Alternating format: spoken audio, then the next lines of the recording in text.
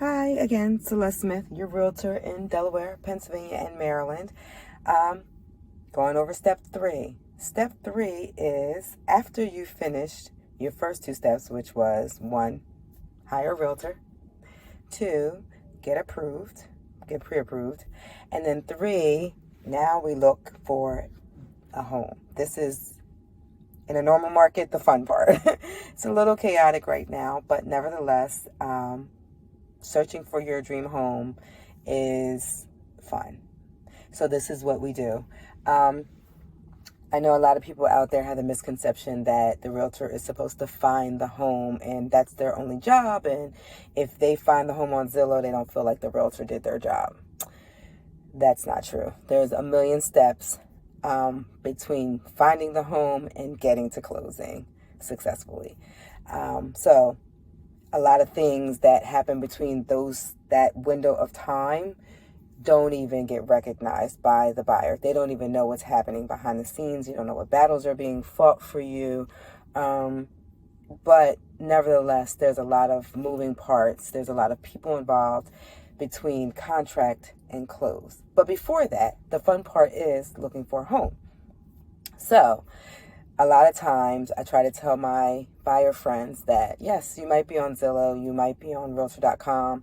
I know I set my clients up for auto search if that's something that they are willing to accept, where they get the properties automatically as they come on the market, just in case I'm out touring or, I'm at closing or something's happening and this property hits the market, we don't miss it. Okay. So, you might get emails and emails of properties. You might be looking on Zillow, and maybe you look on Zillow and you see something. You're excited. You want to see it. So we set an appointment and we go check it out. In this market, we don't have time to waste. I always tell people, listen, I know everybody who's working and you have other things going on in your life, but you have to take the home buying process seriously.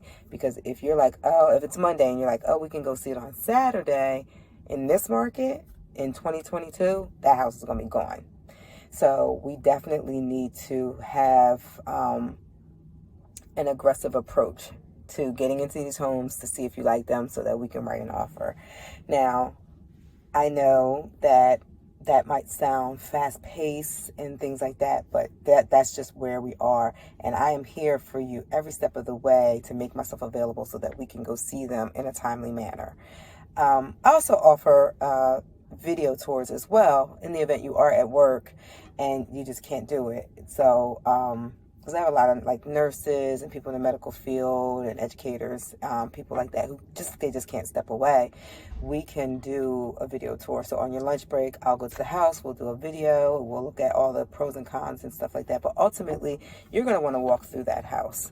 So let's just try to make the time to see it and go through it and see how you feel about it, especially if there's multiple people involved in making that decision. So yes, I will be sending you homes, and I always say, hey, in our MLS system, there's a heart, a trash can, and a light bulb. Heart it if you love it, trash it if you hate it, and then if you're considering it, you're thinking about it, hit that light bulb. And we can talk about the pros and cons of all those things because there's a lot of additional information within these property descriptions and disclosures and stuff that you might want to make yourself aware of when deciding whether you want to see the house or if it's the house for you. It might be beautiful, but maybe it has 20% termite damage. You might reconsider that, or maybe you'll love it. But those are things we need to discuss when we're doing our home shopping. So once we select the homes that we're going to see, we're going to meet up at the house.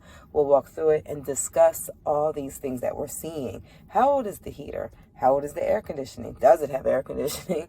Does it have radon? Does it have radon mitigation system in it?